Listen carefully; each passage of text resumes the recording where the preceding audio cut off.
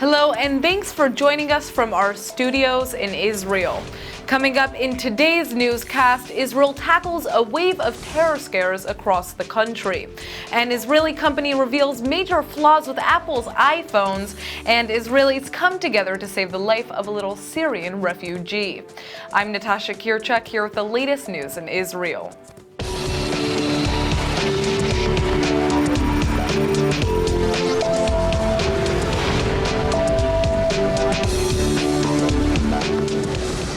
Former Israeli Defense Minister and Labour Party member Binyamin Fuad Ben Eliezer passed away today at the age of 80.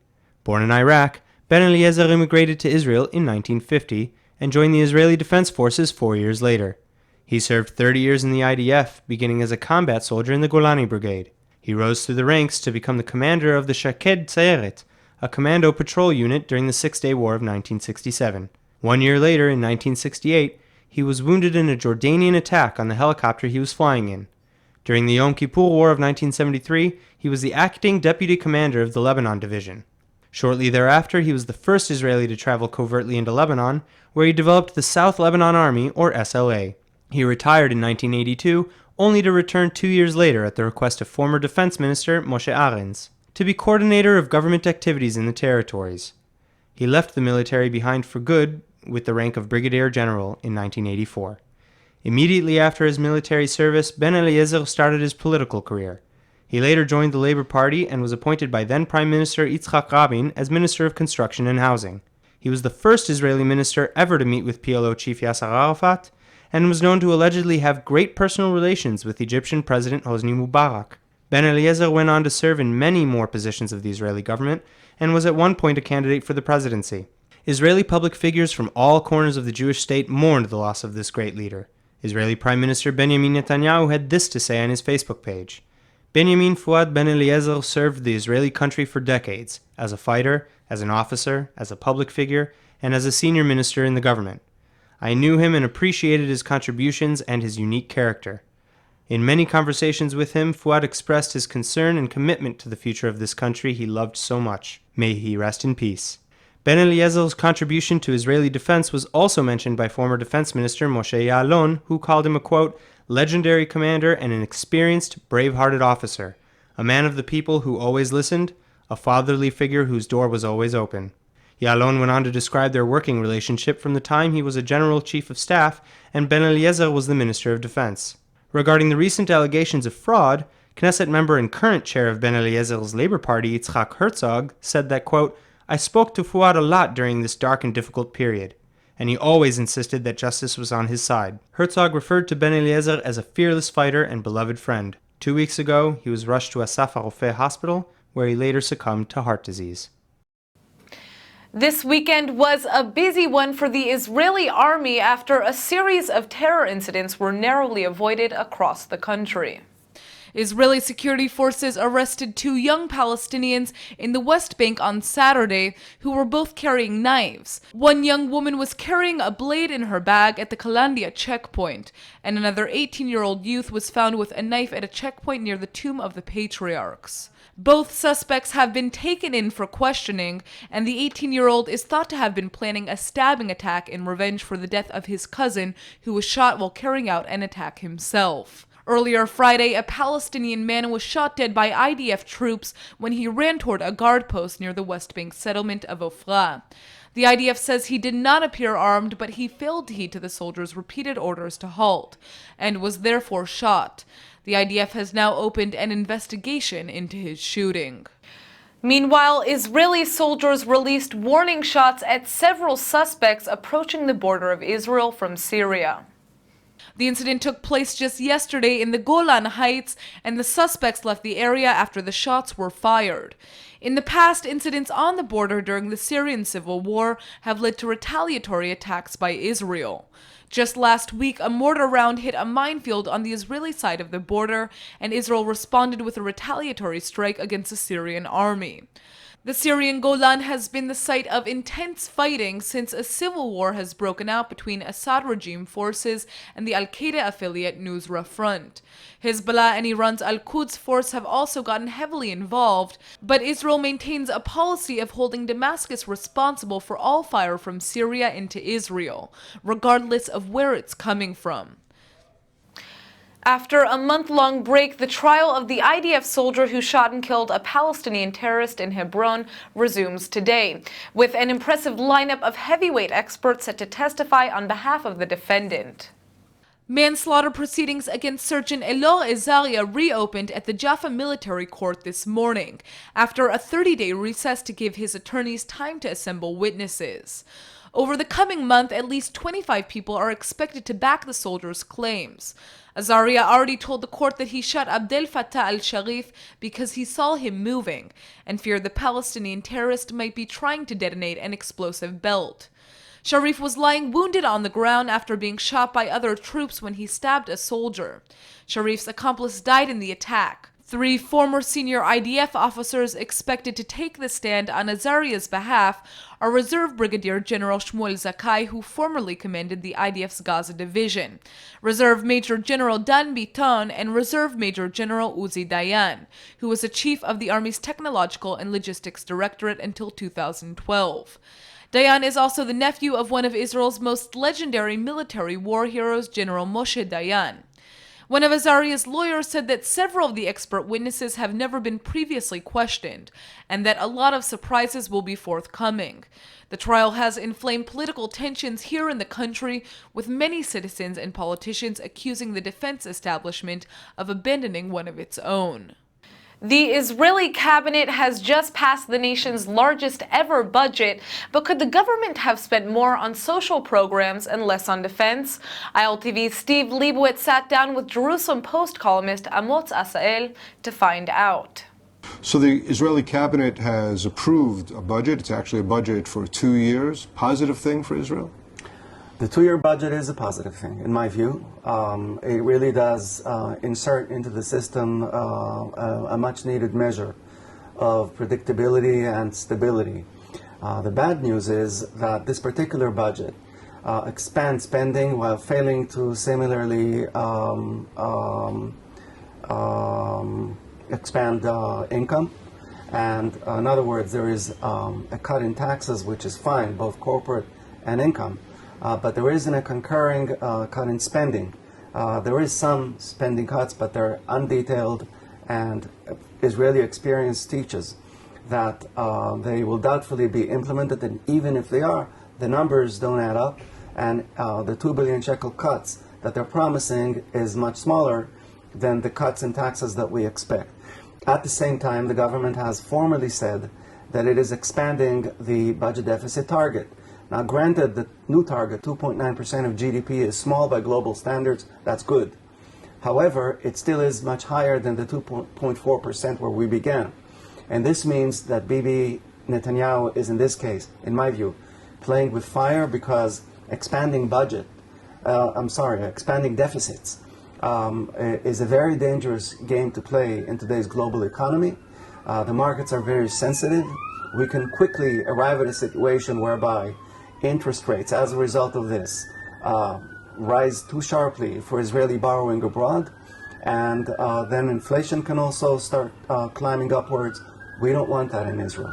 There have been complaints, certainly from the opposition, those that are opposed to the government on almost every issue, that there were many elements put into this budget that are politically motivated in order to satisfy some of the coalition partners. Does that play a really major role in the budget, or is it marginal? Financially, this is marginal. And it has been empirically proven that even when you have a government without the ultra-Orthodox parties, it does not significantly cut spending. This is not the equivalent, say, of the costs of an armored division in the Army or several F-16s in the Air Force. The question, therefore, is not how much money is being allocated for such sectarian causes, but the question is how much money is being left for truly social causes that are national, by freeing up spending where Israel spends most, namely the military. There is no cut, effectively speaking, in defense spending, and that is where it's at. The military actually is not complaining at all. The Chief of Staff seems satisfied. The Minister of Defense seems satisfied. That by its nature should be worrying for those that care mostly, or in addition to defense. Obviously, everyone cares about defense, but people that are concerned about the social issues. That's right, and considering the regional situation, whereby neighboring armies are either at peace with Israel now or up to their shoulders in civil wars, I think Israel could have afforded some kind of a cut in its defense spending, and unfortunately this is being avoided. How would you say Moshe Kachlon is doing as finance minister so far? I mean, he's had a little bit of time in office. He's got his budget now in place. Is he becoming a BBS man, or does he have an agenda as well? He's not a yes man, and he has an agenda, and the good news is that he knows the subject matter. He is an economically informed politician, which is not a common species anywhere in the world and also in Israel. However, he has a populist temptation because of the constituency that brought him to power and that he's further eyeing. And therefore he has a reflex to, for instance, cut taxes. The tax cut that he's just now made law, or is trying to make law, focuses, and rightly and admirably so, on the middle classes and their lower income and the lower income populations. That's good. But at the same time, he is not prepared to cut spending in a way that would make this affordable. And more ominously, he's promoting reforms in a banking system that would make borrowing cheaper and more accessible to low-income populations. That is a dangerous game to play. We avoided the subprime crisis here and its aftershocks because our economy was managed in a way that discouraged low-income people from taking loans that they could not afford. This is what made the American economy back then find crisis, and what made us here avoid crisis, because we were led very conservatively at the time by Stanley Fischer, the governor at the time of the Bank of Israel. I think Kachlon is now threatening this legacy, and hopefully this will not spin out of control. Amotz Asael, thanks so much for being with us at ILTV. Thank you, Steve. Israel's religious Jewish population and the government are in a major dispute because it looks like work on the Tel Aviv railway line is going to continue being done on Saturdays, the Jewish Sabbath. Ultra-Orthodox politicians from the Shas and United Torah Judaism parties are furious that construction of the Hashalom railway station is continuing on Saturdays, although they're denying reports that they've threatened to withdraw from the razor-thin coalition formed by Prime Minister Benjamin Netanyahu. Yet they do insist that they will not tolerate the desecration of the Sabbath in such an overt manner. Netanyahu, the police, and representatives of Israel Railways stand firm that closing down work on the weekend would be tantamount to endangering human life. They say construction limited to only weekdays would force the major Ayalon highway to be closed, which would in turn effectively shut down a large portion of the country, creating dangerous conditions. This past Friday, the Prime Minister ordered the construction be continued as scheduled, although he also authorized the creation of a new committee to boost coordination between the Transportation Ministry and the religious factions. The station at the heart of the dispute is part of the high-speed line between Tel Aviv and Jerusalem, set for completion by late 2017 or early 2018. If the Saturday work was halted, it's estimated the opening would be pushed off until at least 2020. The $1.5 billion project began in 2001. This past year, the European Union began to label Israeli products produced in the West Bank, and the move marked a major success for the BDS movement. Now, Moetzet Yesha, the municipality of the Jewish settlements in the West Bank, has come up with a unique way to combat the issue, a never-before-seen version of eBay. Joining me here in the studio is Oded Ravivi, the mayor of Efrat. Thanks so much for coming in. My pleasure. So to begin, how did you come up with this idea and why? Well, despite your opening statement, I don't think the BDS has really achieved a major success. But to overcome what has been a reputation of success, and instead of confronting it in the streets with maybe a protest or sometimes even violent protest, we thought of an idea as to overcome the conflict and basically make sure that the products get delivered to the customers who are interested in carrying on buying those products without actually having to confront them in the streets or in the shopping centers. So explain what this website offers exactly. Basically, we're working on establishing a website which will look very similar to what people know as websites where they do shopping, whether it's a big department store, or whether it's eBay, or whether it's Amazon. The uniqueness of this website will be that it will sell 3 different types of products. One will be products that you can basically pick off the shelves, which are produced in Judea and Samaria. The second type will be tourist attractions for people who want to come and book a tourist attraction in a specific geographical area. And the third part will be religious events, activities, culture, experiences that people are interested in exploring, that will be able to wrap up a whole package for them, and they'll be able to come, order it, and experience it. Who is the target crowd that you're looking for with this website? The initial approach is going to be to the Jewish communities around the world, to friends of Israel from different religions, whether it's Christian friends or other groups who have gathered up in support of the State of Israel. Once we get a good grasp hold of those groups, they will be our agents to try and apply the same packages to a bigger audience. How will this help? Very simple. The idea was actually taken from a successful campaign in Canada, where they had some threat over a department store to stop importing products which were manufactured in Judea and Samaria. The department store decided to stop doing it due to the protests that went outside. Once the Jewish community got involved, they started raising the demand to the department store for that specific product. The department store, in order to overcome the conflict that was in the streets, decided to take orders in the shop and ship it directly to the households of the people who showed an interest. And that's basically how you did a success. Instead of actually presenting it on the shelves, instead of creating more areas that there's friction and conflict, you just overtake them and deliver it straight to the houses. How do you think this website is going to help improve Israel's international image, if at all? It has 2 purposes. One is to actually stop the pressure that some of the manufacturers are feeling in Israel. And number 2 is, once we get that big crowd all attached to our website, we'll also be able to convey messages through different other platforms that we're establishing at the moment. Interesting.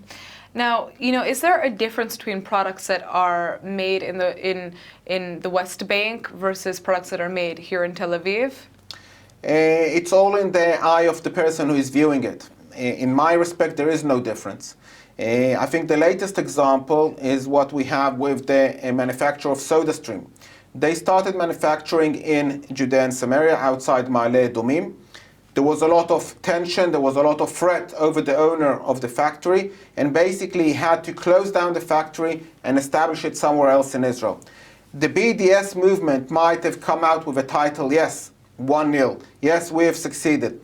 Not many know that out of their threats, out of their pressure, the outcome was that 5,000 Palestinians lost their jobs because the factory closed down in Judea and Samaria and opened up in the Negev.